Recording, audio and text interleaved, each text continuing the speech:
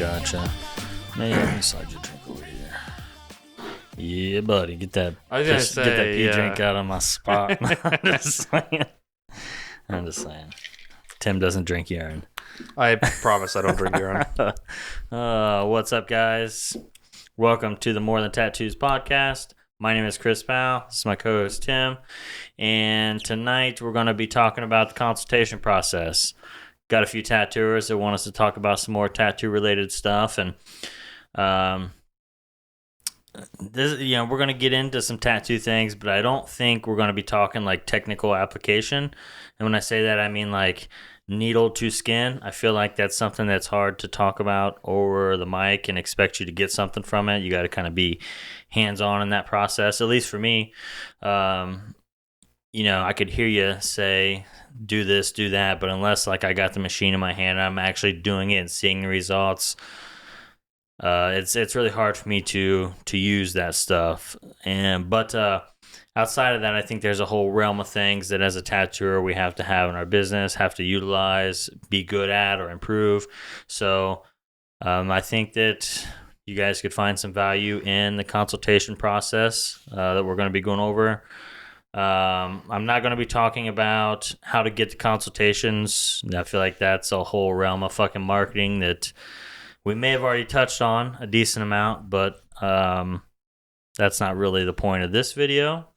And then I'm not going to be talking about my filtering process, which if you guys have any questions on that, what that looks like, feel free to ask. Maybe we could do a Patreon or something sometimes that we'll let you in on some of that, or maybe just in another video. Right. But I think that I really want to preface one thing before I dive into this, and we are kind of jumping into things pretty quick here, but I really want to say how much I do admire the tattoo industry for this reason. I see a lot of tattooers who are always striving and thriving to be the best tattooer they can be, apply the best tattoos, or just create the dopest designs, or I feel like that's huge. And out of all the things that we like to talk about, it seems like most people get caught up on that aspect, and I do fuck with that heavy because that is important.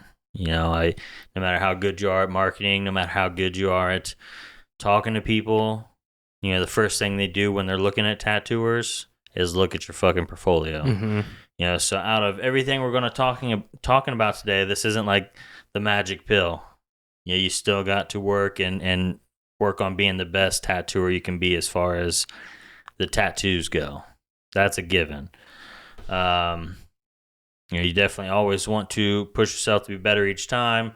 Focus on your technique, especially needle to skin. And yeah, I already kind of covered. You guys are going to have to excuse us a little bit because we're going to kind of go off some notes here. So we're going to be looking at the screen, and I may need to find my spot a little bit. This is probably the first video that we're actually doing this. Usually it's just off the top of the dome, and we could have did that, but I just want to make sure that I'm talking about each aspect, and we don't miss anything, because this stuff's important. I think a lot of what we've talked up until this point has been like how we feel about stuff, and right, like quick thoughts, and that's easy. But when you're talking about something like a consultation process, there are maybe sciences to it and good steps to know. And you've taught me that a lot over time. Albeit, you're probably gonna have a lot more to say about these things than I would, because I don't do it. Nearly as much. I think in the last year I've had like 2 clients, two new ones. So yeah, I think you just don't want to miss anything with this kind of stuff. Yeah. So I did ask Tim to kind of play a devil's advocate role, or try to, maybe if a good question pops up to where he could see like maybe there's another side of this perspective, and that'll allow me to kind of maybe explain why we chose this one over that one, and why this works for us. I'm not saying that this exact process will work for everyone, but I do think there's a lot of things that I do in my consultation that gives me an advantage, or helps me book tattoos. But yeah, so we're strictly looking at the consultation process. Now, like I said, there are a few points getting into the shop when you show up for your consultation where we've already talked, we've already done the email thing. They've already vetted my website. They know that I'm a good fit for them. They've looked at my work. They're ready to go. They just want some more information. And there's a couple things that I don't cover on my website that I make sure to cover in the tattoo process. But I guess I could start with I book 45 minutes for consultations. Now, I know that there are tattooers that literally do consultations at 20 minutes. I've seen ones do hour and a half, which I do think there's a certain point where it's just too long and we need to cut it down. But for me, 45 minutes is kind of a sweet spot. It gives me time to talk with the clients and not just go straight to the chase. I think there's a lot of time to build that relationship or try to connect. But really one of the first things I'm looking at when someone does come into the shop is really their body language. You know, how are they coming in? Are they more loud, smiley? You know, you could just tell that they don't know a stranger. Are they more reserved? Or they got their arms crossed? How are they waiting? Do they, there's a lot of things I'm kind of looking for, and based on that, will kind of help me with my approach. Now, I feel like the first thing I want to try to do is get someone to laugh. I'm the fucking king of bad jokes. I think that's big. Yeah, and if I can set them at ease, that's really what I'm trying to do, is set them at ease. So looking at body language, I'm also kind of assessing my body language. What am I projecting? Have I had a rough one before this, and now I'm bringing this negative body language into this consultation, or am I light on my feet? Am I happy? Am I projecting? I'm excited to be there. Those are really the first two things that I want to try to wrap my head around. Because if I am being in a negative frame of mind, it's not benefiting me. So I need to try to quickly, get out of that. Bad jokes are great for that. Sometimes I'll even have my tablet out and I'll fucking click my screen on, and like a year ago, Tim put my face like really big on my screensaver. I've never changed it. That always gets a laugh out of clients. But that's the first thing I'm doing, and then I'm looking to kind of mirror their body language. And the toughest one for me is if someone does come in all fucking like, I don't know the personality names outside of the being maybe like a sanguine, where they're just like love stories, they're happy, don't know a stranger. That one's the hardest for me because my personality type is very monotone and like laid back. Mm-hmm. But I'm looking to match their energy. Which, do you have any tips on like maybe how to do that? Because I can agree with that. I can relate because I'm totally low energy, monotone. I usually connect a lot easier with those people because I feel like they see me. I see like, hey, we're just comfortable. So do you have any tips on like? It might sound silly, but dude, I mean, I struggle with that. Yeah, and really just comes from asking some good questions, and I think an easy way to go is just like, hey, how's your day? How was your drive here? Did you hit traffic? Did you work today? How's your day going? And based on their answer, oh, it's been long. I'm fucking tired. Now I can kind of like, oh yeah, I feel that. Lakeland was up fucking all night last night, puking twice. Or oh no, today was a good day. And then I can try to connect in a certain way. But if I can, I'll make a bad joke. I know I keep mentioning that, but some kind of like goofy, I don't even know right off the top of my head. Chris talks about how much he stresses late at night for like thinking of business and stuff, but really he's just Googling the best bad jokes ever. Yeah, I got like an index card in my pocket full of them. They do work well though. They work good. But just trying to get a smile or something, or to where like if they're sitting like this, arms crossed, something that gets them to put their arms down and just fucking relax. You know what I'm saying? And I think that the environment of the shop helps with that a lot. Right. You walk into a studio and then there's like 3 or 4 people like, oh, hey, how are you doing? How's your day going? I think that helps. But just asking some good questions. And, maybe how'd you hear about the studio here? How long have you been wanting to get this tattoo, some things along those lines, but I'm looking to set them at ease.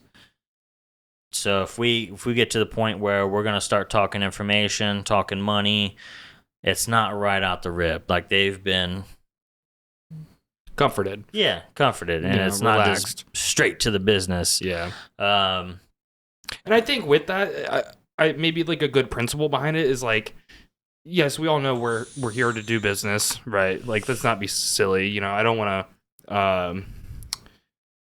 What's the word? I don't want to be. I don't know.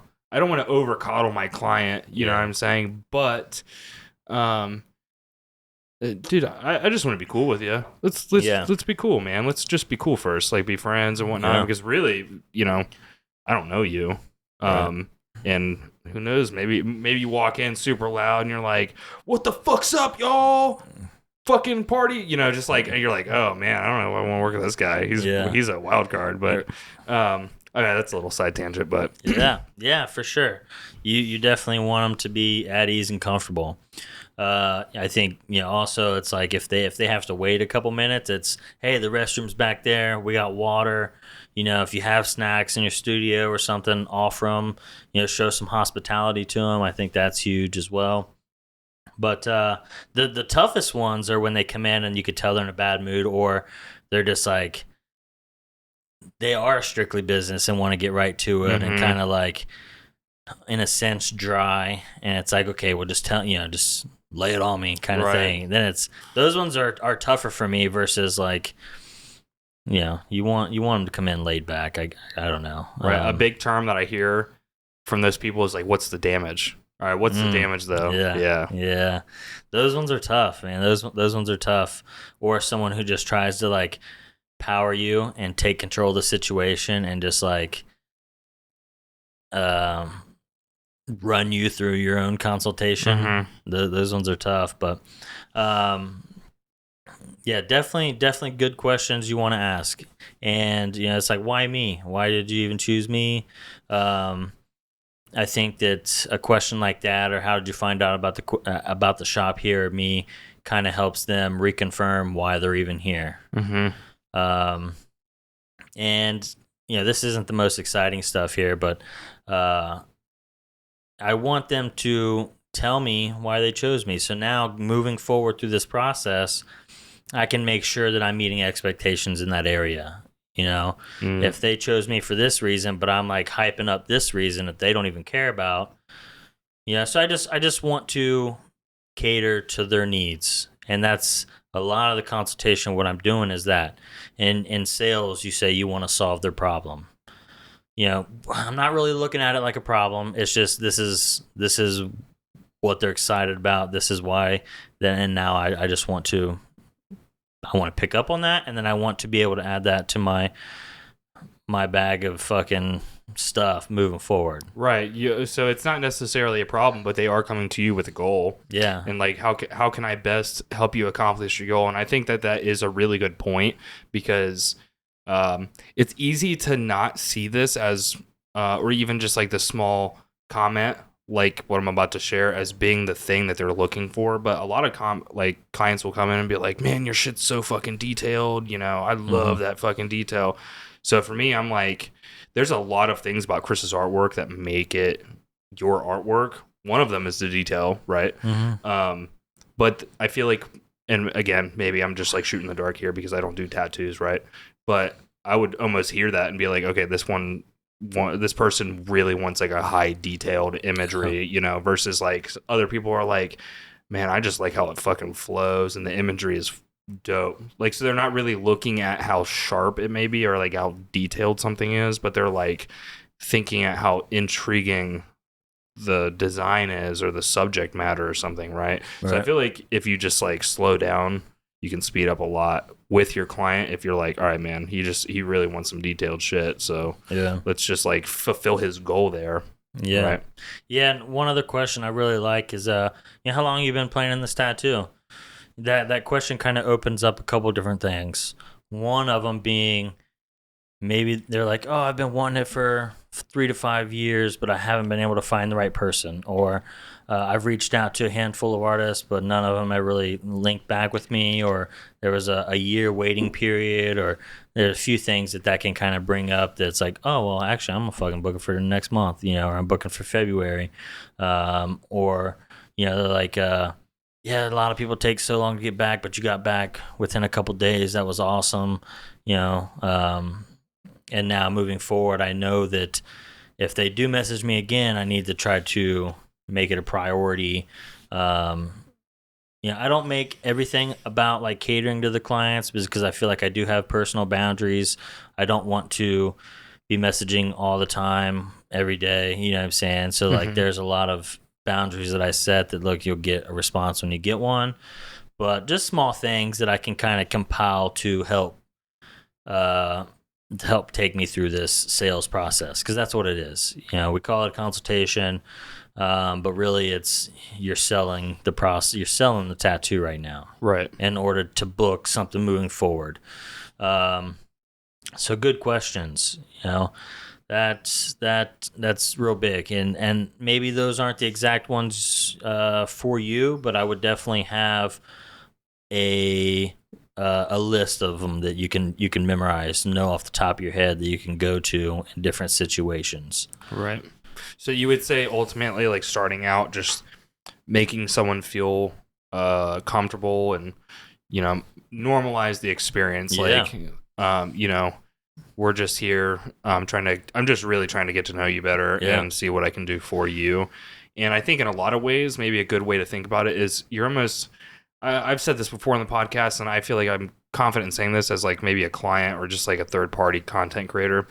Tattooers are put on pedestals a lot of time. People look up to you guys, like clients, other tattooers, all the same. But when someone comes in, sometimes people are intimidated, like, oh shit, like not only are you getting a tattoo or you're like starting this process, which is a big deal, right? It can become easy to minimize what effect you're having on a client, because like you guys see this day in, day out, right? Not that anyone diminishes the value that, the artwork you're doing, but good old incognito Chris. Appreciate you turning the light on, Bobo. Yeah, man. But I do think in a lot of ways, when they come into a shop, they're like handing over a lot of power to the tattooer.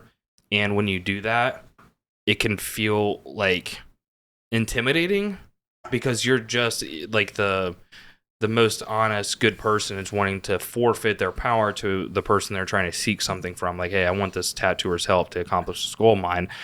So when you have someone in that spot at a consultation, maybe a good visual idea or a way to think about it is like shifting that power back to them, like to remind them that like, hey, you do have some sort of say in this, I guess, or without like letting people run over your consultation process or something. But like, I do think that people feel more comfortable and they're like, oh, I'm a part of this. Like, like, oh, it's my tattoo and we get to work on it together, kind of thing. And you start that really, like, the easiest way, like you said, is just making someone laugh and making them feel comfortable, because then they start to feel like I have a part in this. Well, I think that it just helps them lower their guard.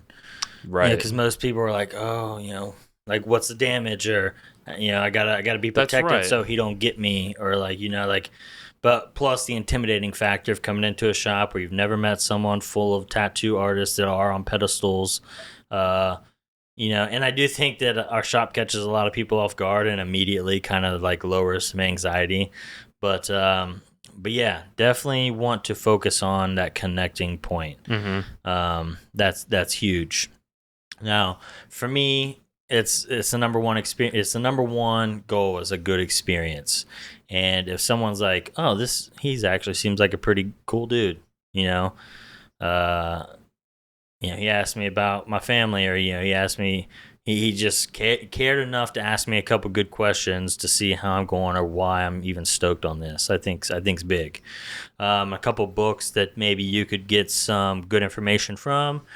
Bringing Out the Best in People. I don't know the author's name, but that's a good book. It's a short read. It's not a huge one. How to Win Friends, Influence People. That's a really good one. Written a long time ago, so it's It's pretty dry, but tons of good stuff in there. And then one of my favorites with John Maxwell is Winning with People. Those are 3 books that you could read right now over the next month or two and really garner some skills with people. Right. Yeah. I mean, if it's, not implied there. Yeah. I think another really good one, if you didn't already mention this, I might have spaced out, but is How to Win Friends and Influence People. Yeah. Dale Carnegie. He was the number 1 powerhouse in the steel industry, and right. Did a lot of good there and fucking made a fortune. But kind of like Ford. What's I know what you're talking about. Yeah. But he was really good with people and he didn't work on cars. He didn't really know shit about them, and he would tell you that, but he was good enough with people to build a team around him who fucking knew. Right. And they reference him a lot in all those books, really. Mm-hmm. But Bringing Out the Best in People, Winning with People, How to Win Friends, Influence People, 3 good books you could go read right now and get some skills to create that good experience. That's the meat and potatoes of this whole thing. I want this to go smooth. I want it to be informative. I want them to leave feeling better, obviously, when they came in and fucking stoked that I'm doing their tattoo and I'm fucking cool to work with. I kind of touched already, but I want to understand and meet the needs of the client. And some of those good questions will bring out those needs.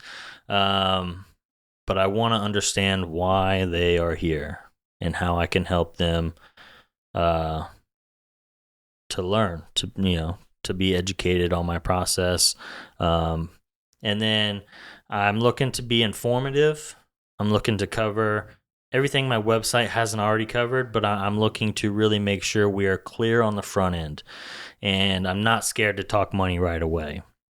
But I know I've been in tattoos before where it's like after the first session, they ask me a question that I know I covered, but maybe wasn't clear enough on. And now the rest of this process is like I'm on the hot seat to be faster, or I'm not quite hitting the design the right way, or it's mainly the miscommunication comes with money or sessions, the amount of time going to be in the tattoo.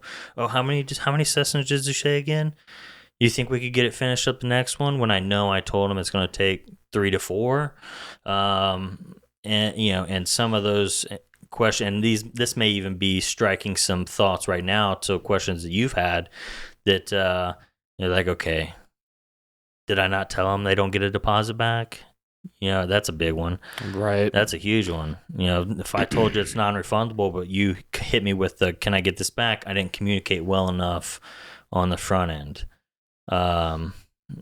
Small things like that I want to try to be thorough about in this process with informative, but at the same time, I'm not looking to drown someone in details. Mm-hmm.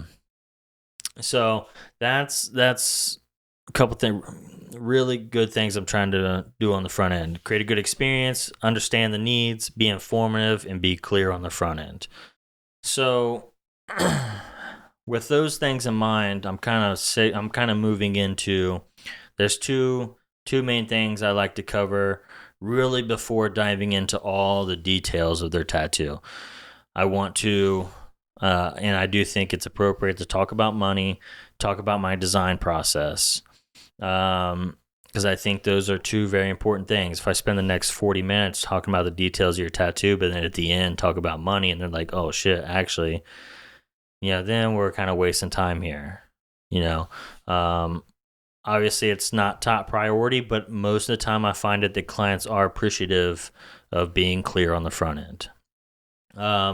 So I do want to ask a couple questions prior to that. Is like, so, and they send an inquiry in, and it labels where they want it, the details, maybe a couple pictures. But I'm like, okay, so you're wanting to do, you said half sleeve here, or leg tattoo, whatever. I'm trying to be clear on where they're wanting to get tattooed and maybe how much space they're wanting to take, because I feel like doing larger tattoos or doing half sleeves or doing a lot of areas once, I've kind of gathered some rough guesstimates of how long something will take.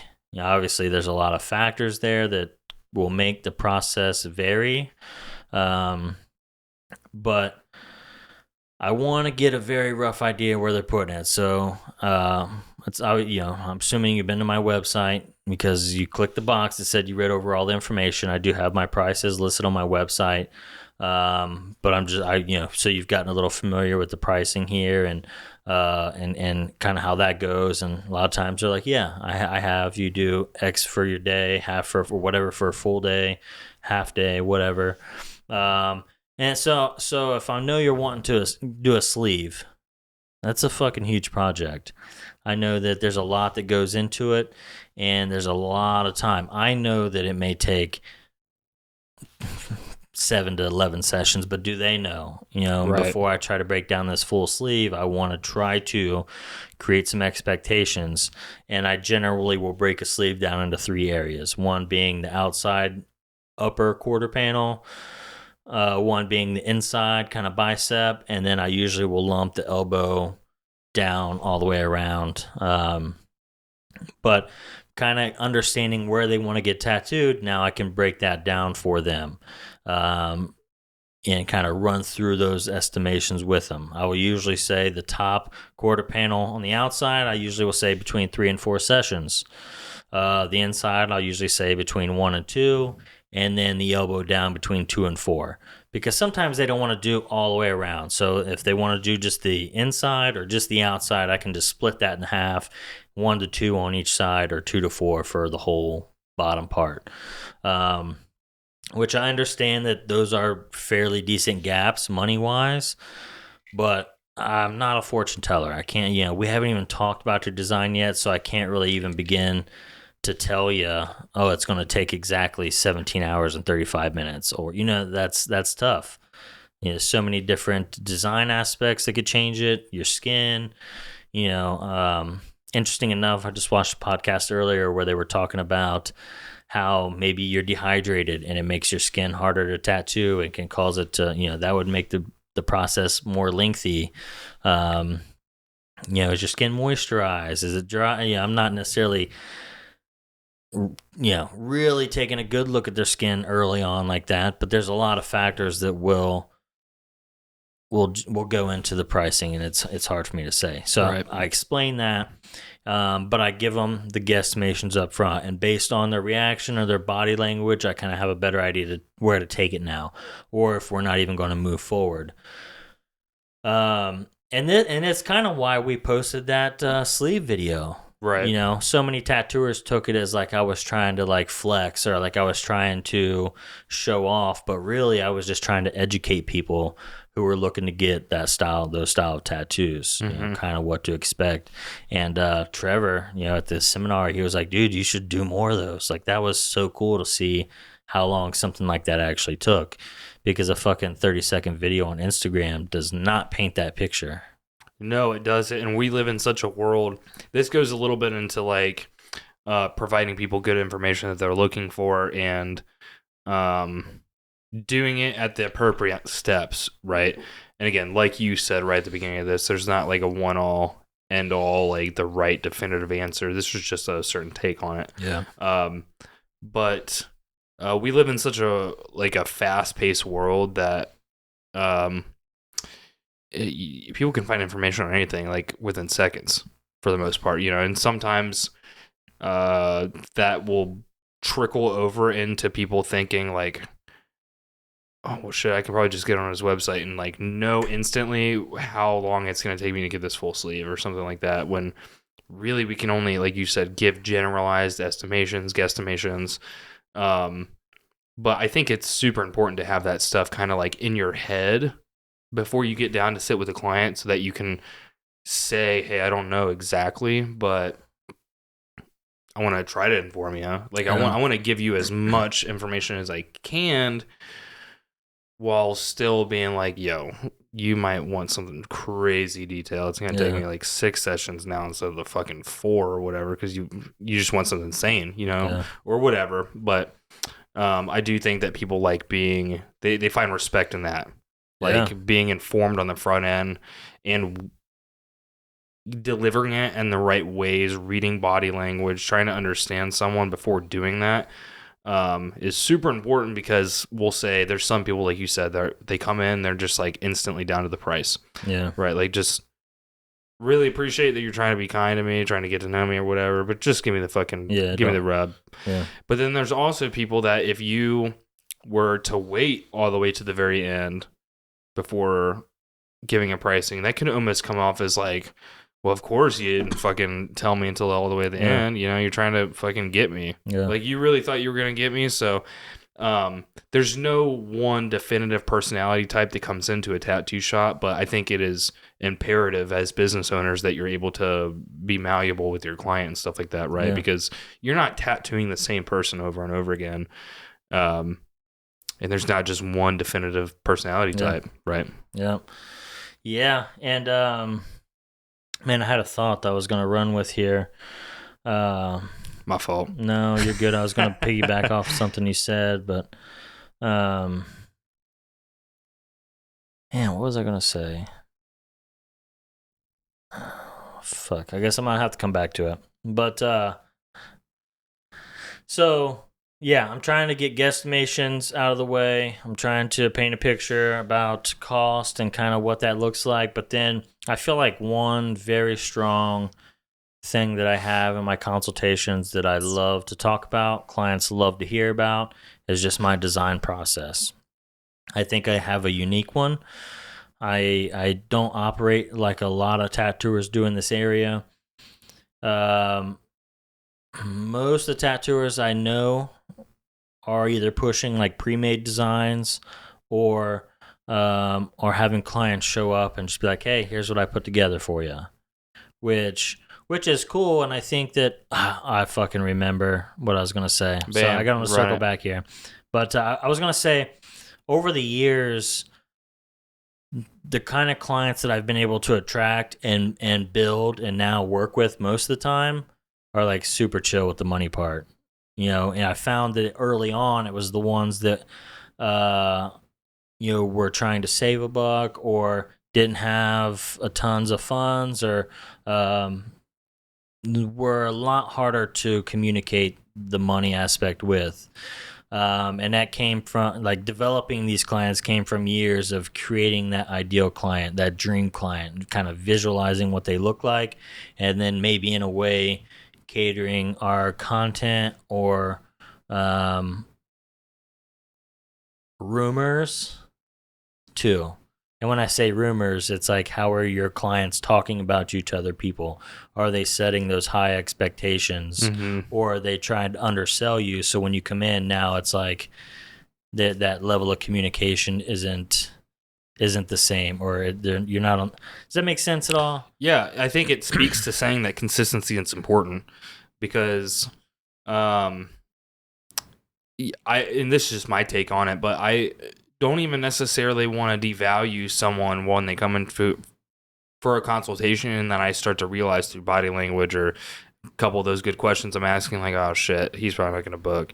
You know, I don't want to invalidate that. I think those are thoughts that you can pick up on and utilize.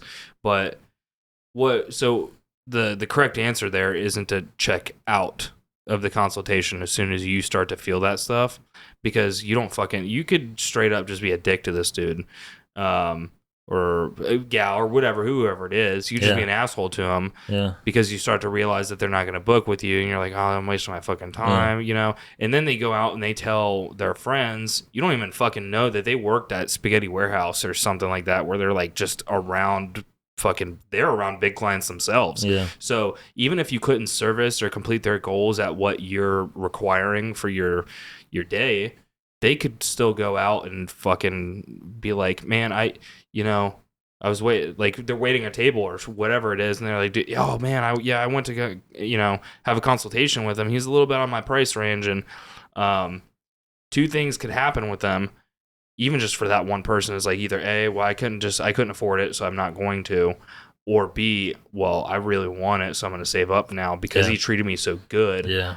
And now that's just for that one person, the waitress. But now they're speaking it, and they could say, like, I couldn't afford it, so I'm not going to, but he's really fucking good. You should talk to him. Or I couldn't afford it at the time. I'm saving up. You should talk to him because he's a really good artist. See how that's so good? Because you're just going all the way back to intent, and we've touched on that in a previous episode, so I won't go, hammering that too hard. But if you just really care about making this person feel informed and good, like, it's not like I'm trying to push you super hard, or I'm not like trying to like lock you straight into this tattoo. Like, as soon as you walk in the door, you're not getting away from it. I'm going to get you for that money. That's not even the intent, Yeah. If I pick up on those red flags right at the beginning when we're having that, not right at the beginning, but when we're having that money conversation early on, I will switch up a lot of my process, the consultation. If I know that you're probably not going to book, my goals, my game plan changes to more connection versus details. I'm going to start trying to make it a better time. I'm not going to harp on all the major things about how this is going to go. I'm gonna focus on that connection, but then I'm gonna fucking talk about their tattoo and their design, and just like get stoked on it. I'm gonna try to really build that vision with them. He had a great vision for my tattoo. He was cool. I'm gonna save up because I see that the value's there, and I see that he's on the same page with me. Because if I check out right away, yeah, they leave. They don't tell anyone. They go on to someone else if I couldn't help them get into another chair in my studio. So, yeah, I'm definitely trying to plant that seed for when they are ready, maybe in a year, 2 years. Because some people wait. Not everyone is just like, oh, I'm going to go find someone cheaper. Not even though so many tattooers say that, not everyone is going to do that. No, I mean, even just for me, that I know you've seen it way more than I have, but I've seen people wait like 4 years and come back. And it's like, it's mind blowing a little bit, when you don't believe. It's like seeing in some ways to certain people, and I'm one of those people. Like, seeing is believing. I've shifted out of that a little bit since you've taught me manifestation's a real fucking thing. But there's for sure people that are like just like dead set, and a lot of that I feel like I find when I see people like that, it's the connections. Like, yeah, because with the tattooer, it's almost like some people, it's similar to like a hairstylist, like, oh, this is my dog, I've been going to them for years. Or like another thing that I used to hear a lot was like, and I think this might come with, a certain type of collector, because there's plenty of collectors that they just want to travel and get dope shit from a lot of dope people, and that's amazing. That's so cool. But a lot of people are like, no one else touched my skin. But it's not even coming from like a negative place, like someone else is gonna fuck it up. It's just like, this is my dog. Yeah. Like, it's my homie. He treats me so good. He like literally asks about my daughter every time I come in, or sees me on Facebook, says what's up or whatever. It just like makes people feel good to like good full circle back in another episode, just to acknowledge them. To like, you only have so much time with these people. Maybe you're gonna get them for a full tattoo, and that's the blessing, is you get more opportunities to like give them a great tattoo and connect with them while they're in their chair, while they're in your chair and whatnot. But we'll just say you have them for only the consultation, like just this 45 minutes. You would want to send them back out in the world being just as much an advocate for you as the people wearing your tattoos, right? Yeah. And when we say a good rumor, I try to leave such a good taste in the mouth that even though I'm expensive, like, they're gonna want to come back to me. But when they talk to people, they share that I'm expensive. So now I'm creating more clients that just have those expectations on the front end. So when they come through my inbox, they kind of already know what they're signing up for. But yeah, so I'm getting guesstimations out of the way. I'm trying to create some kind of picture, trying to see where they're at with it, so I kind of know how to proceed. I'm going to proceed as normal, or I'm going to spend more time building value, getting stoked on their design, and then hoping one day they come back to me. And if they don't, I hope they're in good hands wherever they choose to go. Good intent. Yeah, because I don't get hung up on that. Like, oh, they're not coming, fuck off. And we already talked about that. There's so much skin in the game. You like, I get that it's awesome to get a lot of clients or have a lot of, oh man, I'm booked up and stuff. I'm making good money. I'm making good work and stuff like that. But you don't have to tattoo every square inch of every last person on the planet, right? Yeah. So let's assume that clients are on board with the money. aspect of things. They're like, okay, no big deal, let's run it. So what I jump into is my design process. And I know I already mentioned that I think mine differs from a lot of tattooers, but well, I always tell them. So if we decide to move, if everything goes well, and you decide we're going to move forward, it already sounds like you want to. We're going to schedule 2 appointments. One being your actual start date, but then we're going to schedule a small appointment prior to then. I call them vision meetings or collaboration meetings, to where I spend an hour and a half, 2 hours with you, kind of creating your tattoo with you before your session. I didn't always do that. For most of my career, I did it day of. You show up for your appointment. That's when I design with you. And I like doing that because I like designing with clients, because I'm not selling pre-made designs. I do want to create more, but I'm not creating them with expectations of selling this like template. I'm creating with expectations of creating more art like this. I'm influencing, but I like creating designs with people because we're not always on the same page, and what I like, maybe my take on something, isn't always the client's vision. And I know some tattooers are like, well, I don't really care. I'm here to create my thing. Right. But that's not necessarily number one on my radar. I want to create dope stuff that I like, but I also understand that this is your tattoo. You wear it forever, and I want it to be as good or better than what you're envisioning, but I want to kind of fit into the realm of what you're picturing. Right. And me going home and spending 4 or 5 hours at night, the day before, a couple nights before, a week before, to where now you come in for your appointment, and there's a bunch of pressure for you to either say, yeah, you like it, or God forbid you say no and we got to start over. Right. And I have found that clients love to be a part of the process. Now, do I love clients looking over my shoulder while I'm designing things all the time? Not really. But that's a small sacrifice I make to cater, to serve. You know what I'm saying? That's fucking hard, because you just do that in relationships, period. It's like, tell me one relationship you have in your life that doesn't involve some level of sacrifice, right? For good. Yeah. Right? It's just, yeah, it's being a business owner, you know. Right. And I think that anyone who has success cares and caters and serves and wants to build around their team, versus my way or the fucking highway. Yeah, I mean, and it's, to maybe put it a little harsh, it would be egotistical to think that, and dude, there are some artists out there that are just like creating the top level of shit, and it's so original, and they've built a niche that they're just like constantly doing these like custom pre-made designs, and that's awesome. dope, But I mean, yeah. it comes down to goals though, right? Because when people come to you, I think you have an interesting take on like a memorialistic piece, or like a process, right? Because a lot of people come to you, they're like, I want to, and a lot of tattooers have this too, is like, I want to represent this and this, right? These two things. But it's so rare that it's like a mix of it for you. It's like every single tattoo is that, right? Would you say? Yeah, most of them, they want to represent something that's just important to them.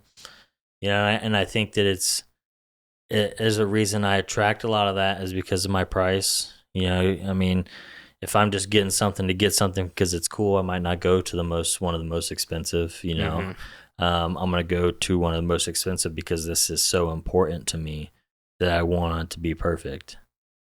And not that you can't get perfect with pre-mades, or someone who just is so fucking good at what they do that every client is just down. But I have just always have been that way. I've always had that approach. Like I want to try to build your vision as best I can, and maybe sometimes even put that before my own, wants.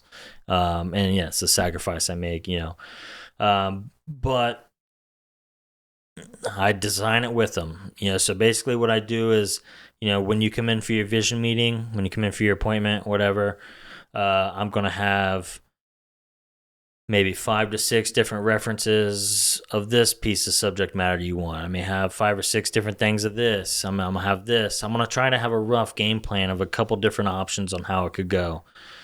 But that's when I kind of show you, and I'm like, okay, I like this one probably the most because of XYZ. I like this one. This could work. What are your thoughts?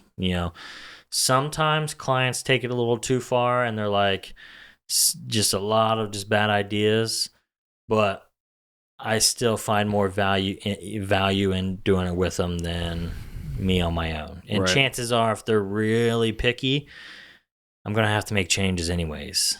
And I would rather do that with them. I don't charge for the vision meeting, so uh, but I don't want to necessarily sound harsh here, but it's going to be on their dime, essentially. I'm not taking time away from my family on a Wednesday night, getting things ready for school. Like I can't put my kid to bed because I got to get this design ready tomorrow. I do have boundaries there, and because I communicate them, and I've tried to create a system that also builds value to them while allowing me to have those boundaries. Right. And clients are always like, "Oh man, I heard that, and I'm stoked that I get to be a part of that."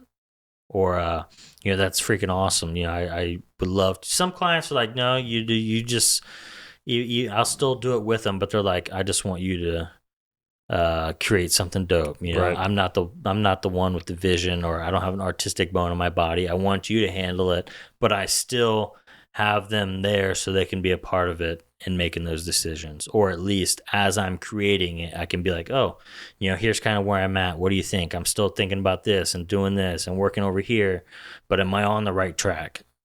Right. Two things with that is you get to celebrate. Like you're literally, I don't want to say forcing the opportunities to celebrate with them, but you're definitely opening more opportunities to be like, man, this is gonna be fucking awesome. I can't wait to do this. This is gonna be sick. Because like if someone was saying that about me, which it has happened, I've been a client before, and someone said that to me, I'm like, fuck yeah, man, this is cool. Like I feel great. Yeah. My artist is into this shit. And then second to that, you can also kind of in a way demonstrate how much you're putting into it, because I do this all the time, you know what I mean? And I know you don't know you picked up a lot over the years just from my perspective on making content, or like the things that I'm doing for you as my client, like trying to offer you. But I know you don't know everything. Right. There's a lot of like technical shit I spit out at you, but when I do those things personally, I'm not trying to overburden you with like the technical things, or like, I'm not trying to like fog your head, although I know like technology and shit, like electronics and shit can do it with a lot of people, but I really want to just make someone feel like I'm putting a lot into it, or I want to inform someone of like, even if you don't know what I'm about to tell you, I want to tell you what I did because I'm putting a lot into this. I did this because I think this. I did this because I think this. I did this. But then I think the most important thing, even though I'm already thinking maybe you don't know what I'm doing here, we'll say for those clients that are like, man, just fucking make something dope. I still want to pass the power over to you a little bit in a way that maybe you could offer something to me. Like, I don't want to be so closed-minded or like closed off that I would think that you can't possibly offer me anything, for one. And then second to that is like, you might not know shit about what I'm talking about here, or how I'm doing it, or what goals I have and why I'm doing these things. But I'm going to pass the power over to you. I trust you. I mean, it's your tattoo. I want you to be here for it, and stuff like that. And again, passing that power over to someone, like when you're handed power in a situation, you feel good about it. You know what I mean?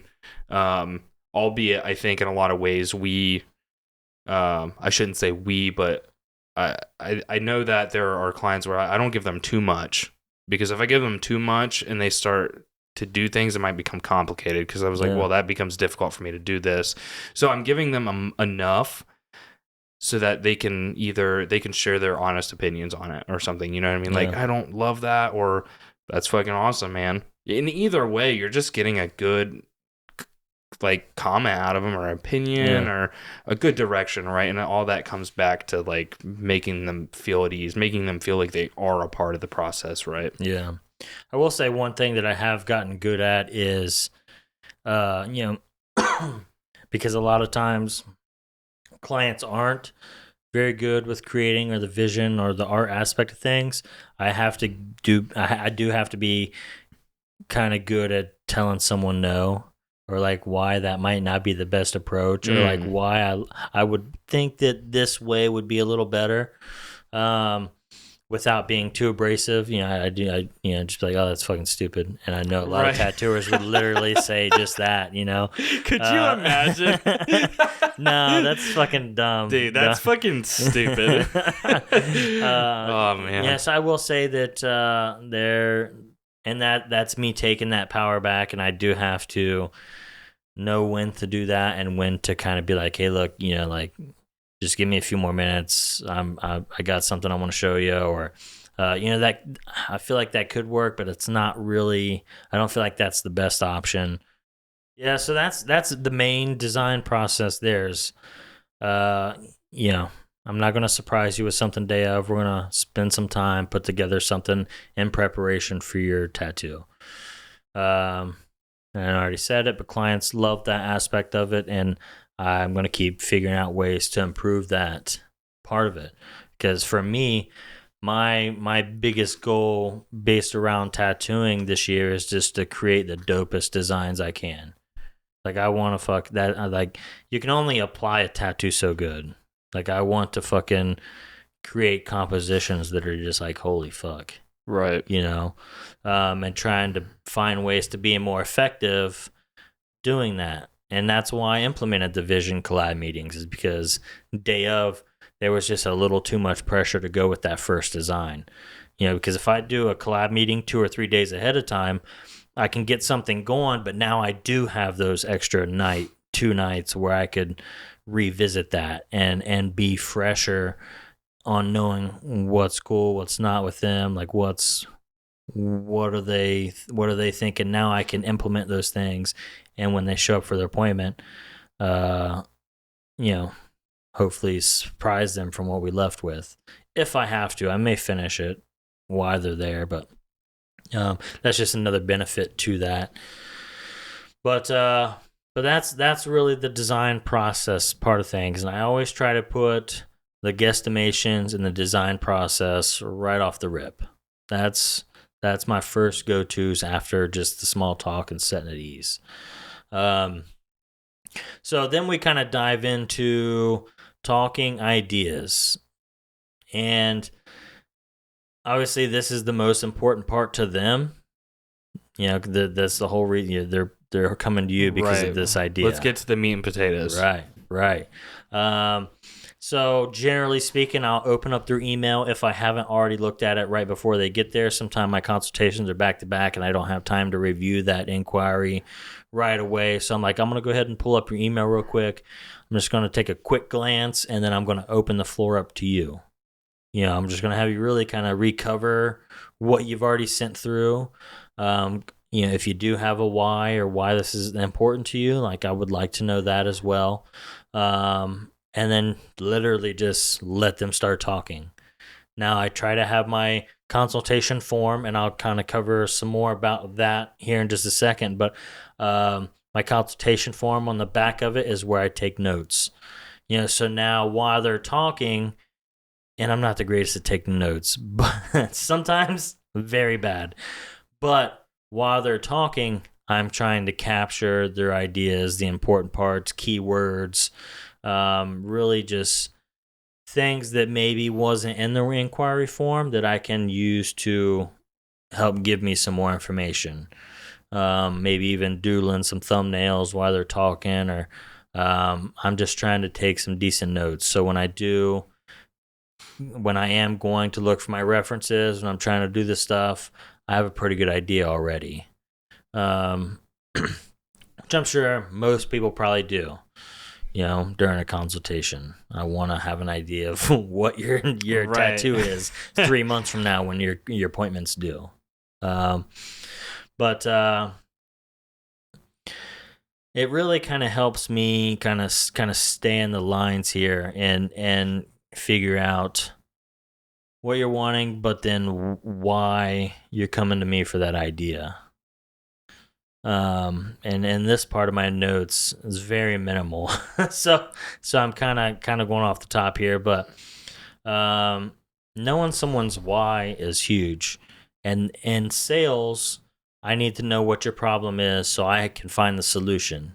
If I know what your why is, now I can help build the vision around that. Right.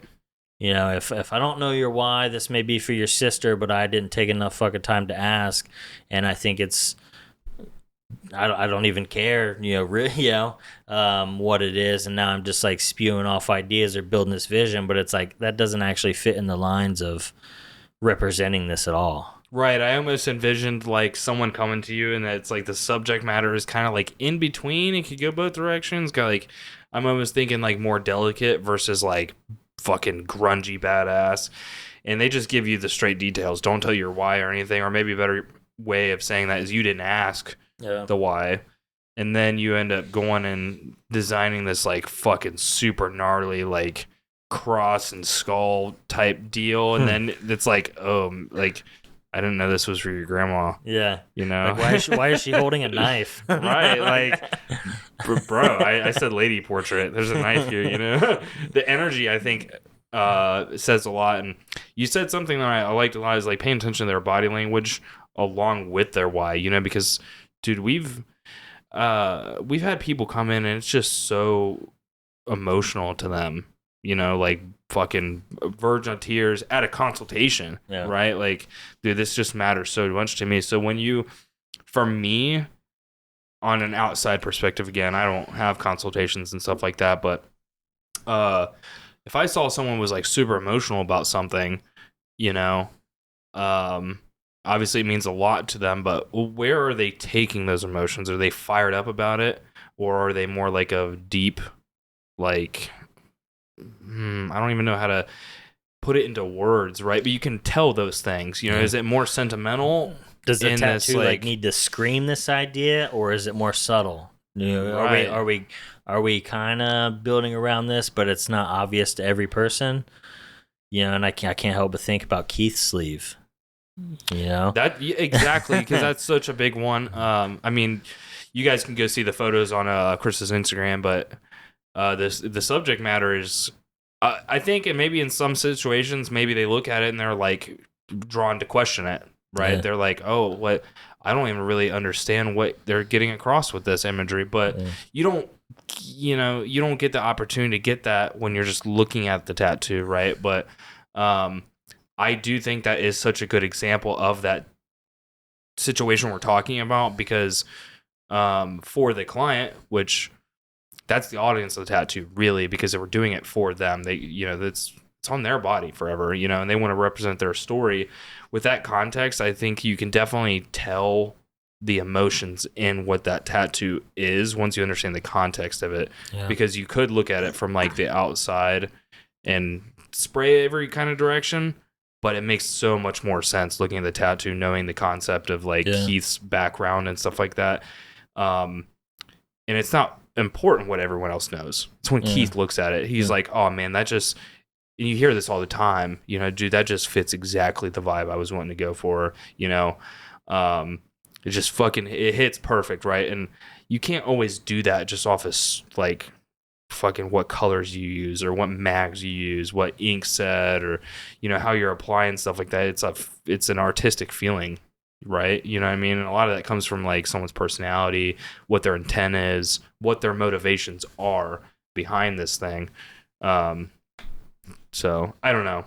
It's, for me, just the consultation process. And I didn't even really say this at all throughout, but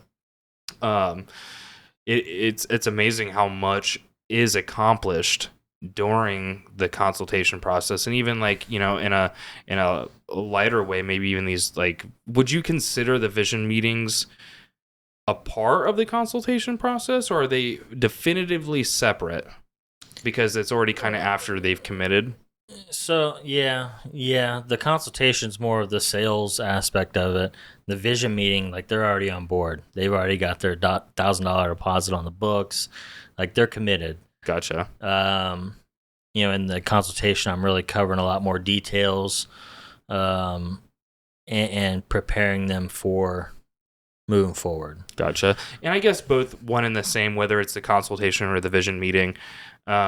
Again, people just really, I think, like to feel empowered, you know, and we can be wise with what we're giving them empowerment to, but I mean, why not try to keep them involved, right? You know, and I know this is primarily about the consultation, this episode, which is why I was wanting to maybe discern these things, but the same values that you get out of both things, the consultation and the vision meeting, I could tell definitively when you started adding on that extra vision meeting, that when I was meeting clients for the first time when I come in to do video work, I could tell they'd already been in the shop before, or they had already been like connected with you or something like that, versus what I'm so used to is like you show up at 10, you know, I'm going to meet the client for the first time.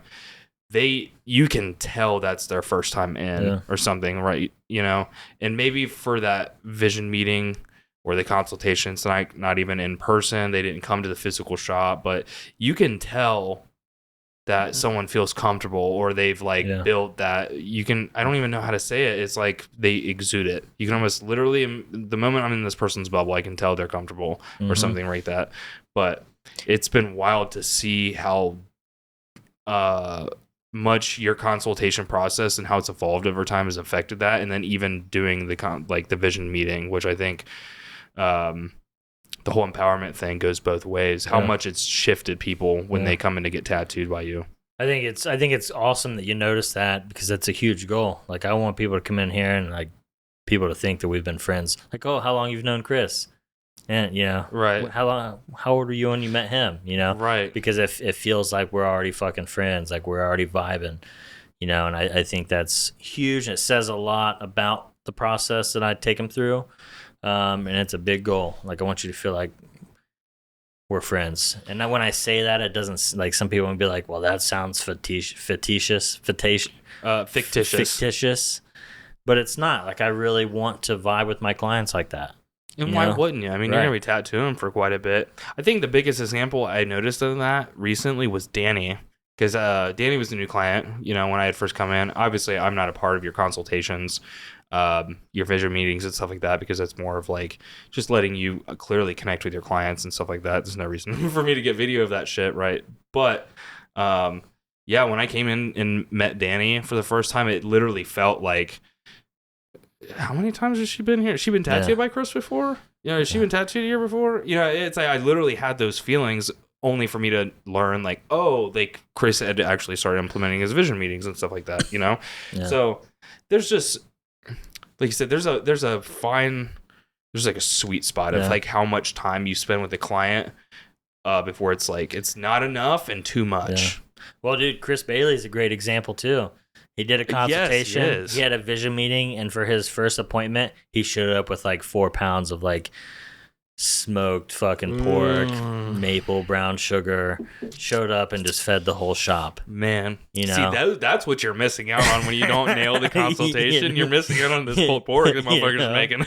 Showed up for his first appointment and was ready to bless everyone. And you know, just kind of figuring out what he was stoked on in his own life. I found that he was fucking huge into smoking meats, and now I was able to connect with him and on that. And he was like, "Oh man, you're into that? Like, I'm about to show you how good I am." And every time, dude, I'd be scrolling through the calendar. I'm like, man, when is Chris coming back? yeah, real soon, actually. Thank God. Yeah, right.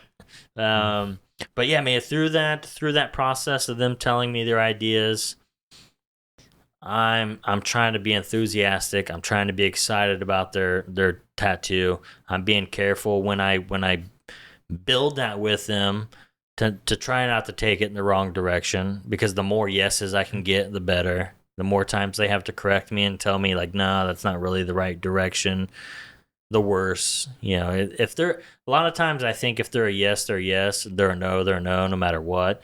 But the more times they can be like, oh, dude, you're spot on, the better when it's time to actually close and book the appointment. You know, if they've already said yes 15 times and they're fucking like, oh, he understands me so well, that's crucial in my books, you know.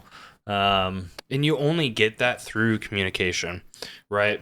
I think that I read it somewhere. Maybe it was like through Car Salesman, or maybe even Grant Cardone had said something about this. But it, and I'm guessing on numbers here, but I read something somewhere that it takes like a certain number of points of contact before you actually ensure the sale, right?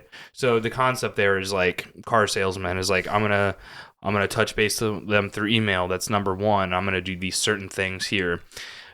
Second point of contact is when they come in and they're just looking at cars, right? I want to connect with them there, make sure they know who I am. I'm going to be taking care of them. I want to accomplish their goals, and I want to try to get behind their motivations. And then like number three is like, so it's like almost like steps. You can apply this to like whatever like kind of service system you have for what you're doing. But I think there's a correlation between sales margins and the amount of times you're actually trying to connect with your clients before making that transaction, right? And maybe it's not so calculable, but the overall thing that I'm getting out here is you can't go wrong. I think maybe you can go overboard. You don't want to be, again, breaking boundaries like, Yeah, dude, don't spam your clients. right, don't spam them, but you don't also want to be like losing fucking personal time or like family time and stuff like that because you're trying to like your clients are like the literal number one thing in your life. That's good because it's a lifestyle, right? Not a job.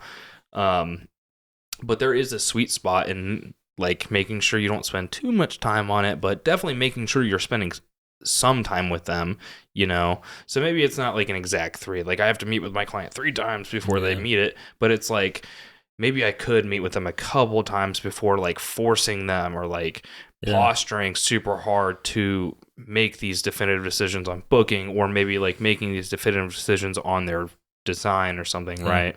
I think it's just having some discernment and paying attention to how they're reaching out and what they're saying.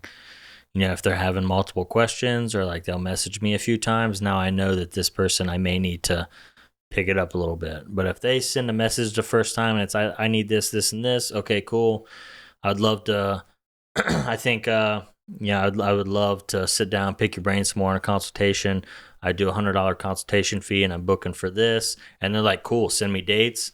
I know that it's minimal communication needed. You know, so actually using those keywords or that context that they send it in, like, do I need to pick it up a little more for this specific person, or am I good and they're good?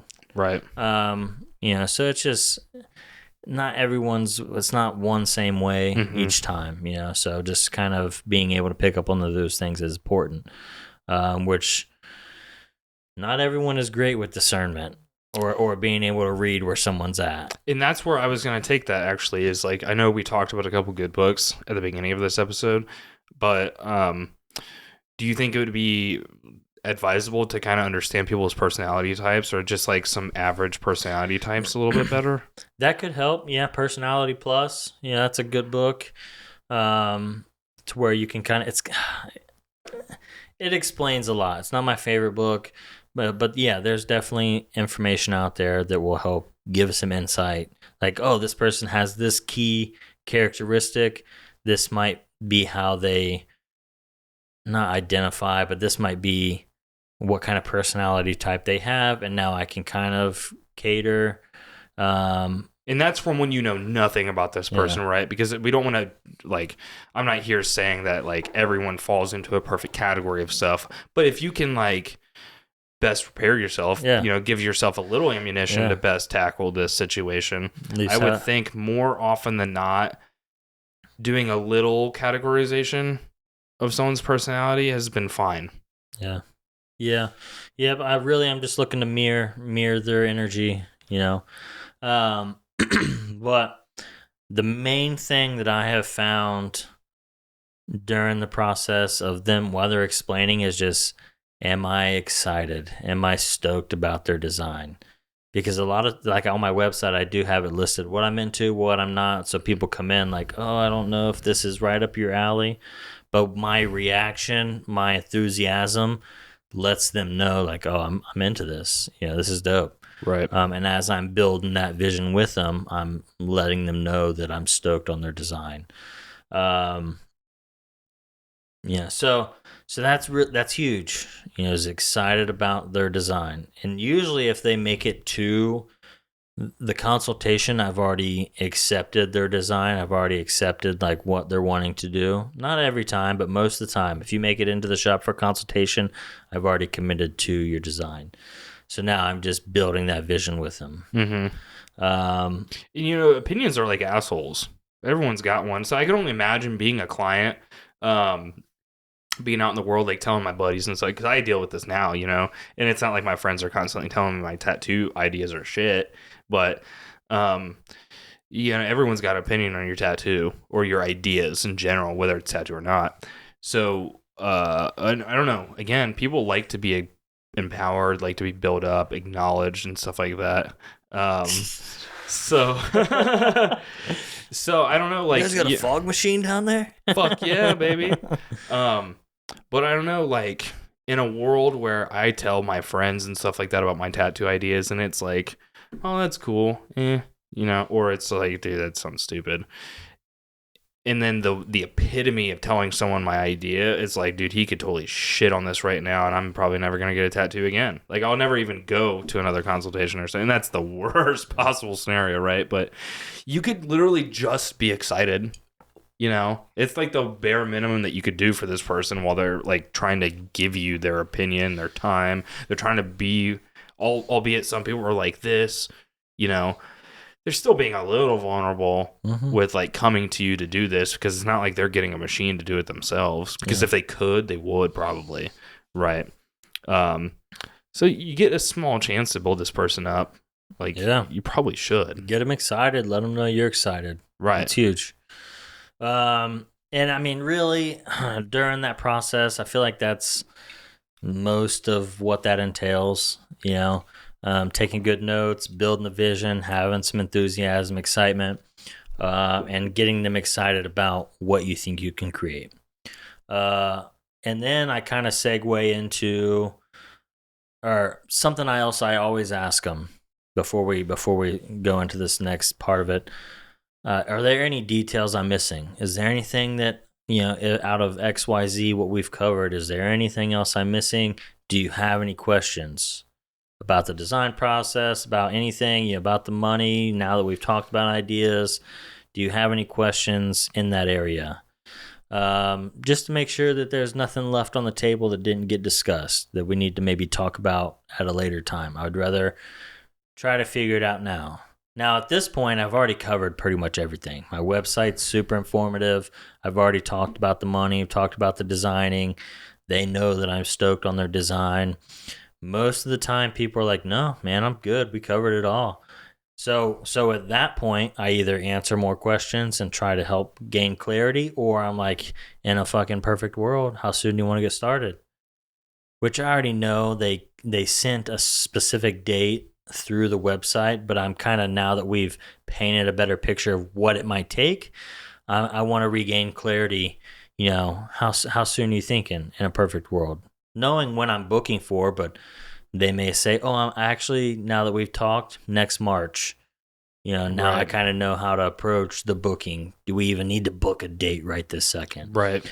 Or, I could start next week. Now I know that they're a green light all the way, and cool. I don't have anything next week, but let's pull up. We'll find the soonest available date.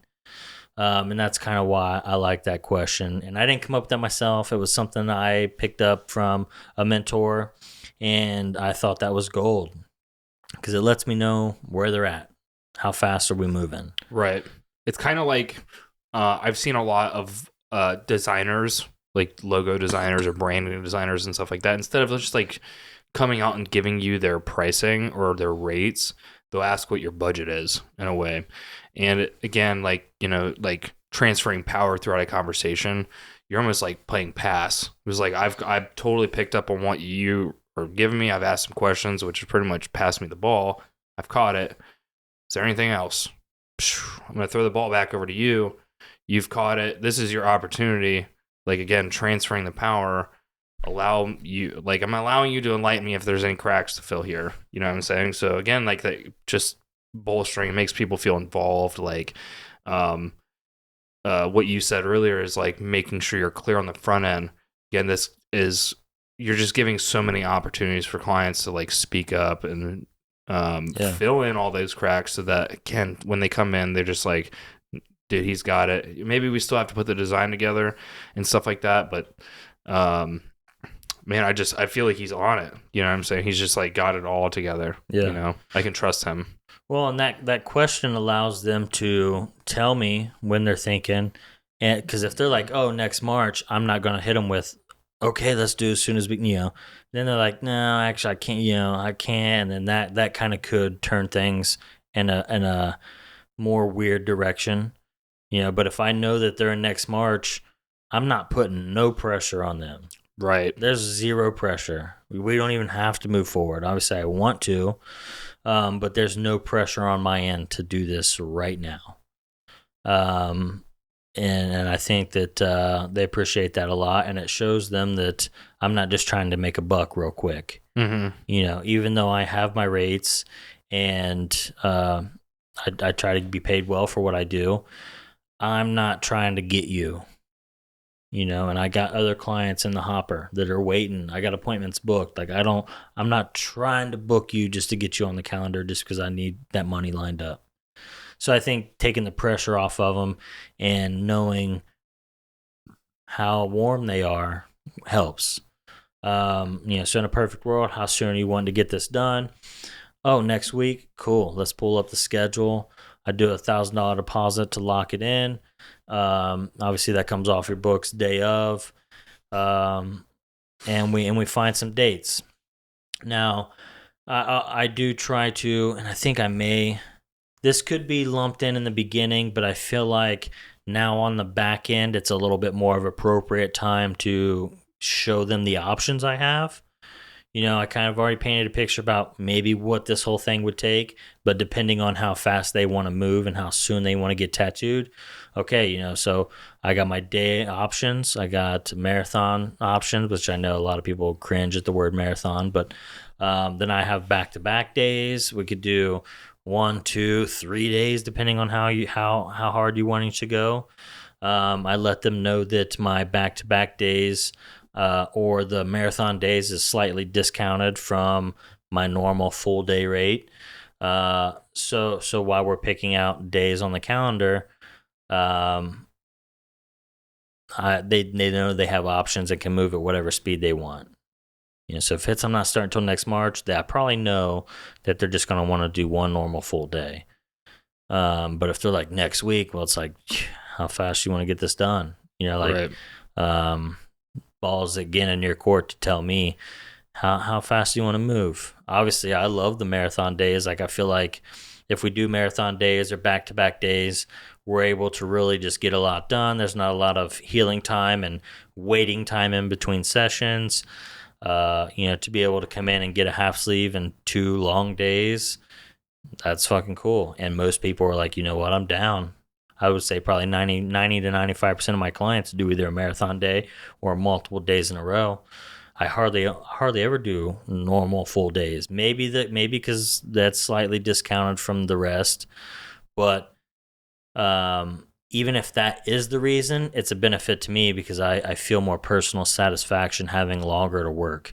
Right. I feel like I'm accomplishing more. I get more done. I finish pieces more often. I think there's just a lot of benefits to going longer.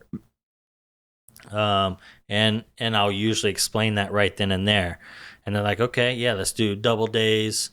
I go, okay, here's some dates I got picked out.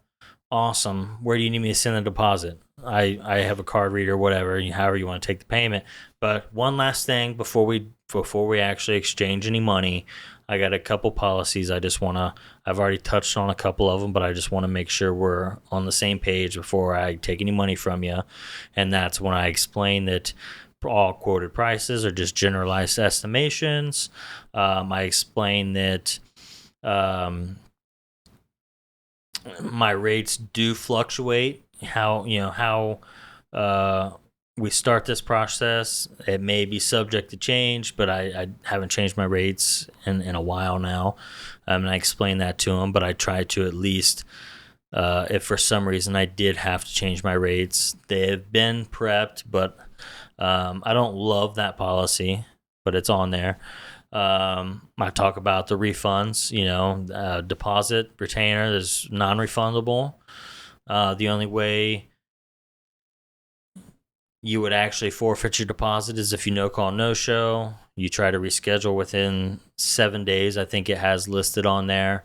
Repeated rescheduling, anything, canceling your appointment, no refunds. However, I'm not a huge asshole. Like, I'm understanding of certain things. If you booked this appointment and left, and later today for your appointment that was 3 months out, you're like, hey, actually, you know what? Nah. There's a good chance I'll probably just send it back to you. Right. I do think that covering the no refunds policy, I've at least been clear about it. And a lot of times it's how you approach the situation. If you're kind of an asshole, if you're kind of like downplaying and kind of disrespecting my time, then it's like, hey, look, here's the policy that's been set in place. But most of the time, if your appointment's 2 or 3 months out, whatever, I'll just send it back to you. But I'm at least trying to be clear on that main one, and that's on the consultation form. And then I think there was one more. It talks about the artwork. Don't expect to see any artwork until either the vision meeting or the day of your appointment. I don't send images back and forth. I don't show you anything prior to the dates you have scheduled. And then outside of covering those key policies, there's one more thing I added to the consultation form that I try to use just to help be clear on kind of expectations of money. So now that we talked about in the beginning, now that right before we book, I'm kind of recovering, hashing out, okay, my day rate, how many days estimated, and a total cost. And I literally will let them look at it to make sure that we're on the same page. And then there's even a place to sign it to say that I don't always have them sign it. I really don't like that aspect of, like, I don't have handwritten contracts that artists sign. I operate more on word. You just say you're down. I'm going to take your word for it. I just feel like that's kind of, for me, a way I like to approach it versus like signing it in blood. Like, you're fucking right. You're committed. This is a contract. Like, I don't know. Because it feels a little sterile. Yeah. And I think that it does take a little bit away from like the personability of it. Mm-hmm. Now, obviously, if we're, and I don't know, it's so tough because I was just about to say maybe it's a little bit different with the car. I actually suppose that it is, because with a car you're like financing and right, there's a lot of liabilities, but if you're paying for a car in cash, odds are you're probably not doing that. Yeah, like the whole financing thing. So I don't know, because like that sleeve video, it was more than that sleeve is worth more than my car. Yeah. And I think that just maybe even having that thought is that. You use that analogy all the time. Like, people go out and buy fucking beaters and they're gonna drop, or they're gonna like fall apart in the next couple of years. Or some people will go out and spend quality money on a good vehicle because it lasts them a long time. But to compare that to something you're gonna wear forever, that's why I think there's so much importance to fine tuning all of the, like, your consultation, or maybe even implementing like a vision meeting and stuff like that, because these people are what's feeding you. And I know that every tattooer knows that. Yeah. But like really being like, okay, man, like, what's the next move? It might be like the next move for someone that's listening to this. Like, it might be stepping up your consultation, or how you're, like, I guess I don't necessarily want to say handling clients. But I mean, it kind of is working with. Yeah, right. Like, how you're actually like working alongside with your clients, because it's not just like, you're not just some service person that's like getting beaten over the head with all these designs and clients and stuff like that. I would like to think, in a lot of ways, a collaborative person. It's just like part of the job title. Yeah. And I do think that the consultations are a huge part of it, especially if you're good at marketing, especially if you have a lot of people reaching out. Now they get to the consultation process and you lose them there. Like they're already hitting you up because they think you're good enough, or want to work with you, and now you're losing them during this process just because you're not, like, because you're just being a shitty person, or Right. because you don't care enough, or whatever. The consultation process is huge, and this is the first meeting that you're going to have with them out of hopefully many. Through this process, in my mind, it's like most people love to get tattooed, want to keep getting tattooed, and may end up with the full fucking body sleeve. But it's like, are they going to stay with me through this whole process, or are they going to have to go somewhere else because I've dropped the ball? Right. So yeah, just trying to be really clear on the front end. And I think the consultation form allows that. So the main things I have on my consultation form, there's 3 main things. Obviously name, date, basic information, but I have a section for making sure we're clear on the cost, roughly, making sure I've covered the policies with them, and then I have my section for details. So before I take any deposit, any payment from you, I want to make sure we're clear again. Make sure there's no misunderstandings. If you have any questions, I want to try to answer them for you. Has that created any new questions? And if all goes good, boom, then we're putting the actual date on the calendar and taking the deposit. And I'm sure there's some aspects in there that could be covered, or maybe some situations that could occur that maybe there's certain ways to handle them that we could cover. But just trying to give you a streamlined process, that is pretty much the walkthrough. Yeah, that's pretty much the walkthrough. And I want to sell them on me and why I'm a good fit, and I'm looking to be clear on the front end. And communication, it's huge. You mentioned it earlier, but how many situations have occurred where it's like, if we would have just communicated a little more on the front end and set those expectations properly, things wouldn't be a mess on the back end. You know what I'm saying? And this is coming from someone who's not like super detailed. Could you be super analytical? Yeah, but I feel like this hits it enough, but I'm not like hammering in policies to where it's like all I care about. 'Cause some people do get caught up too much on that. But that's really the walkthrough. Now, where are there areas that maybe I could improve? A better messaging system. Creating a time, better systems in my life to allow me to message more often. At one point I had an assistant that handled it for me, and people loved it because it was like same day response every time. That's not the case now. But being on top of getting back to people as soon as possible. I know there's a few artists that like have a 24-hour rule. I don't hit that, sometimes it may take me a week or two, but that could be something I could improve on a lot. A good confirming and follow-up system, to make sure that I'm reaching out prior to their appointment and after their appointment and letting them know, like, hey, if you have any questions, find any more images, any XYZ, let me know. That could definitely be something I improve on. And a better way to file like ideas and information on my consultation forms, versus having them on paper. If there was a better online system or program that would allow me to do this, maybe even take a digital signature and just forward them a link to the paper, set up the notes, whatever. That could definitely be an area that I improve on, but I feel like right now my fucking dogs are going crazy upstairs. I don't know if you can hear them on here, but I don't know. Not to just harp on it, but I think that the consultation is huge, and spending some time and looking at, your consultations in the past and asking yourself, what could I do to improve this process? What could I do to improve and give a better experience? What could I do to improve my comfortability? And really analyzing, um, and try to recall those ones that went really well. Let's not harp too much on the bad ones. Let's really look at the good ones, how they went well, what you did, and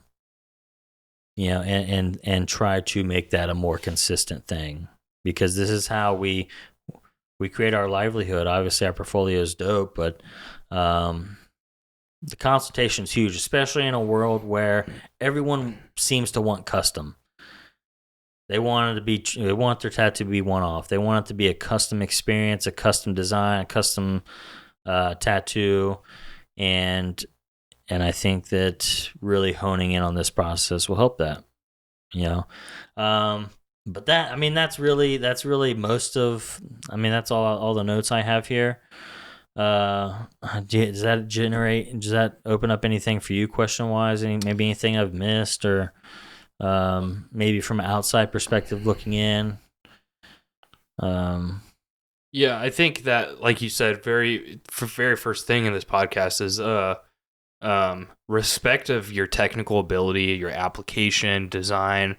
Those things are all already super prevalent in the tattoo industry and super respectable, because motherfuckers. I didn't set the timer. Sorry. That motherfuckers. Because motherfuckers is what? They're hungry. It's so rare nowadays that I meet a tattooer that doesn't care about being the dopest artist. Like it's like everyone wants to be the dopest artist, right? But not everyone's trying to be the dopest salesman. That almost comes off as like cringy a little bit, But when you're like, it's funny that you used car salesman earlier, because that's like, as soon as anyone thinks about a car salesman, they're like, "Oh, you fucking the worst scammer, one, right? Hack, snake oil," Exactly. like, trying to get me. And mechanics are like the same way. They totally get a bad rap that way. But I don't believe that every car salesman's a bad salesman. 100%. I do think that they are one of the few industries that might have, overall locked into the whole idea that I need to care about this person or make them feel comforted. Now, I will say a lot of car salesmen have taken that and butchered it, which is why you clearly have the bad taste of salesmen is like, oh, I'm not going to hear the price, or there's going to be something on the back of it, it's going to fuck me, which is why just like good communication's so strong. But if you're in 2023, like solely relying on your designs to sell you, I feel like you're just missing you might be the top dog, you know what I mean? You might like just have people coming to you because of your pre-mades or your shit, just like they've seen it so many times on your Instagram, like they don't give a fuck. That's dope. That's awesome. And I think in a lot of ways maybe a dream space for a lot of artists to be in. But if you're not like just taking time to get better at everything, in particular maybe your consultation process, you're missing a lot of marks you could be leaving money on the table. You're leaving money on the table. You might say, right. And I think when the consultation in particular, when you start to hone in on that, you can set yourself up for more successes than not. Because when you're just solely relying on making good artwork, you're leaving it to the wind, because people could with those mindsets, like it's either you're down to roll with me or not. Yeah. You're either down or you're not, and I think there is respect and like not caring to tattoo everybody. Because I think we advocate for that, but everyone wants to be tattooed though. Like everyone wants to be tattooed, and people want to be tattooed by good people on top of that. So when you're like taking those extra steps to set this journey off the right way in the right direction, you're not going to be swinging wild. Yeah. Right. I think, and if you can narrow in your medium, be like, I can just be more consistent. Like you said, consistency is really strong. And And this is one of the first things about this whole journey is the consultation. So if you can just set yourself up best starting out, you're going to have a better success rate on the back end, I think. Yeah. I do think there's a lot of scenarios that could come up in a consultation that having some tools in your tool belt to handle them could be good. And, just to give one, and I'm sure there's others, and now would be the chance to drop your comments, what ifs, buts, or I could see your point there, but what about this? Like, now's the chance to drop those in, and we can do some follow-up videos or follow up on the next podcast or whatever to kind of help handle those. But I think the main one for me is, or that's really expensive, or why do you think you charge that much, or you're not worth that, or like when you're talking money, like no one wants to pay that. And a lot of times, one in specific I can remember. And I'm trying to decide in my head if this really brings value to this podcast right now or not. But, and you kind of already touched on it with I do like to compare it to a car, but for me, I charge what I charge because I've leveraged my time and I find value outside of tattooing as well. So instead of doing 20 tattoos in a week, I'm going to do 2, and I'm going to spend every chance I get outside of home with you and trying to cater to you. I'm not catering to 10 people in a week. I got 2. You're all mine. I'm all yours. And I'm really putting all my eggs into your basket. And for me, that's why I charge what I charge, and if that doesn't work for you, like I would be happy to give you recommendations, maybe help you get into the chair of somebody who I think could do a great job for this tattoo, but the price points might be different. But I understand where you're coming from. And, tattoos are obviously not a priority, life happens, and not everybody is in a spot to drop XYZ on a tattoo. And I get that, so there's no hard feelings, but this is just how I roll. This is what I charge. But there's no pressure for me. The takeaway. Yeah. And that's just one example of how a consultation could go sideways, and that's exactly what I would do. I would do a takeaway. It sounds harsh, but I would take it off the table in a way that's like, I understand, and I don't need to book this. Even though I would love to work with you, I'm not going to try to talk you into it if you can't afford it, or you know what I'm saying? Like, I think it alleviates pressure in a lot of angles, right? On you and the client, because I feel like a client could do one or two things. There's super kind people, like the extreme kind person where they're like, man, I'm not really sure, but like he's super stoked on it, so I kind of want to do it, because I've seen that happen. I know you've seen that happen too, where people go through with a tattoo, and then on the back end, there's a level of resentment with that person because they didn't speak up, or maybe because they didn't feel they wanted to speak up. And you can't control every person, right? You can't like always dictate those things. But on the adverse of that, people that are like, well, you're just trying to fucking get me, I know shit's not that expensive. Well, it's so easy to just be like, well, we don't have to do it. Yeah. I want to do this because it's awesome, but in that moment you're alleviating, like, oh, I don't have to do this. Again, like the transfer of power is like, you do have power in this happening and not happening. Yeah. Right. And when you do that, it's like, again, just that visual of like, oh shit, like throwing the ball at them, tossing the ball over in their direction. The ball's in their court now. It is now definitively your opportunity to make a call and a decision here. Yeah. I feel like I have informed you well. I respect you, which is why I pass the power back to you. And I think that does a lot for people, especially in a situation that's like, I don't want to say it's life or death, but it is in a lot of ways definitive. There's a thing with like almost an eminence with tattooing that it's the permanence of it. Like it's permanent. When we're discussing those things, I'm going to do it in a way that you're never going to want to cover it up. You're never going to want to get rid of it or whatnot. So I'm not going to force you. There's no percent of me that's forcing you to this. Yeah. Right. Yeah. And there's 100 tattooers within the city that could meet these needs, you know. And that just gives me a chance to bless someone else with a client, you know. But I'll follow up with something.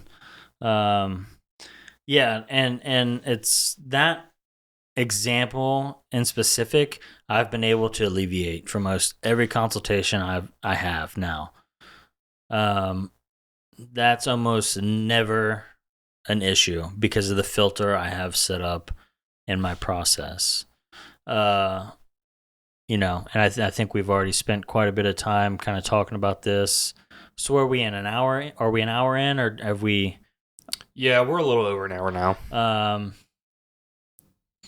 don't know how you feel or, you know, where your head's at, but I feel like a good, maybe perhaps not the next episode we do, but a good follow-up episode at some point would be talking about that filter. Yeah. Yeah, because there's a lot of mindset that goes into it. I also think that kind of talking about where we were at in my career and our career. I say "our" a lot because, you know, we're like fucking one of the same, I feel, you know, and he's played a huge part in my business, and I think it's just more appropriate to say we. But where we were at when we decided to implement that, because at the time when we did, mentors in my life were saying, dude, that's crazy, don't do that. And, you know? I think that there is a lot to say that now that we've come this far in living into these actions, I can say that there's a right and a wrong in either belief system. But there are like goals, a way that you want to handle your business or like present it in a way that you like, again, you've you know, got the power to do and make the decisions or structure your business the way that you want to structure it. But and a couple things that would dictate that would just be how far you booked out, how many messages in your inbox. Those two things right there could tell me what you need to apply to this filter or not, you know. If you're on the slower side, you don't have a ton of messages, then this is probably not the best option because you need to talk to more people. Right. But if you're booked out a year and you've got 50 messages you just can't fucking get to, that tells me you need to set up this system that allows people to filter themselves out of the process so you don't have to do it. Because each message takes a few minutes, you know. So if I got 50 out of the 50, 20 of them aren't qualified, and now I got to tell 20 people or leave them on red that they're not a good fit for me, I just find it better and less pressure on me and less stress on me to let them take themselves out of the process. And you're providing more value that way too. I think that you don't want to come off as pandering. You know, just not wasting time. Exactly. You know, it's like I respect everyone's time, and I think you could just generalize. And I think we could probably get into that a little bit deeper, but just respecting people's time overall and wanting to optimize your situation. Because, like I said, we're in a day and age where people want fast information but long connections. Yeah. Right. So I want to know the things that I want to know fast. But I want this relationship to slow cook. I want to feel like there's really something here, right? Yeah. You know, so I definitely think that the filtering process we could probably get a whole episode out of it. Talk about goals, like you know how to accomplish those things. Everyone's got different goals. Yeah. I'm trying to think if there's anything else that we could touch on here, but I want to say we covered most of it. So if that raises any questions, any objections, if it brings anything to light for you, let us know. You know, let us know. You know, let us know those what ifs too. You know, I think that it's maybe we took a couple episodes in before we got to like something really concrete like this, because we teach, I think, a lot of times more in situations. You know, we break down situations and be like, this was the best thing to do here in our opinions, or maybe here are some options for you to do things differently. And this is like one of the first times we've ever sat down. Well, I shouldn't say it's one of the first times, because we broke down the process of our own so many times, but this is one of the first times we've like really broke it down without the situations, or like without using circumstantial things for educational purposes. And of course, as the audience, we don't know what you guys are going through. We can like make assumptions based on like what we know, like Chris experiences or like, you know, some other fellow tattooers, because you've been in the game for like 10 years now. So there's a lot of things that you've gone through. So we can talk on those, but let us know what you guys are experiencing. Like, you know, let us into your world a little bit so that we can be a little bit more intentional maybe when we have these conversations. And I do think it's good to know what we're going to be talking about going forward. So definitely let us know those what ifs, because when we get into the like the filtering process, maybe we can even touch on a little bit of those first, like just to follow up with a couple of questions we had on the previous episode, blah blah blah, and then we just jump into like the filtering process.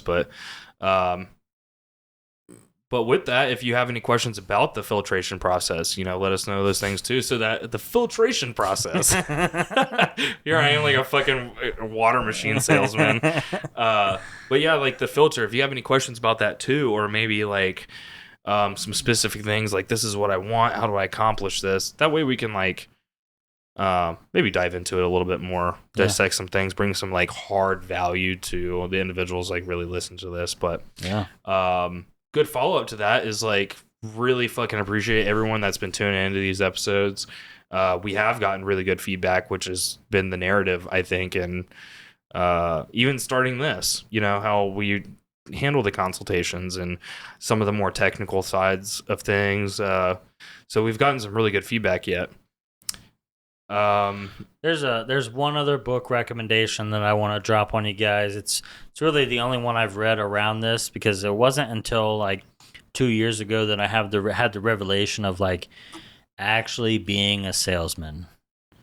I never liked that term. I always had an ill conception of it. You know, it was never something that I identified as. But we are salesmen. You know, we do work in sales. Yeah, that's why I gotta fucking pay sales tax to the state, I guess. Right. You know? Right. But the Psychology of Selling by Brian Tracy. It's a good one. You know, a lot of good mindset around it, and you know what the consumer's looking for when looking to buy something. So, with that being said, I think that's really it. So I'm going to hand it over to Tim. He's going to run through the social media stuff, and we're going to be on to the Patreon. That was dope. I like that. Alrighty. So, per usual, you can find our podcast on every major platform: Spotify, Apple Podcasts, YouTube, Google, all the good stuff. If you consume this through audio, we do have YouTube videos. So, come check out our faces sometime. Yeah. Drop a comment, you know. Make sure to check out our website. If you haven't picked up any merch yet, that would be really cool. Really awesome way to support the show. Shout out to Becca. Just posted her photo. She got a shirt. Also, shout out to Aldo, the homie. The homie. He also picked up a piece of merch. So really appreciate you guys. We have a Patreon where we post extra content. You get between like 3 and 4 extra pieces of content a month for a fucking $1. Yeah. And I gotta say, it's good content. Yeah. Like we're diving into some really good meat and potatoes with the podcast episodes. But if you're really looking for something a little bit more laid back, and maybe even at other times a little bit more dialed in, because I think the last Patreon we did was pretty informative, like actually rather educational, but only $1. And that's like a really easy way to support the show. But if you're fucking broke, if you got nothing, if you're out here trying to get it like we are, just give us a like, drop a comment, let us know what your thoughts are. If you loved it, you hated it, what you're going through in your own tattoo career.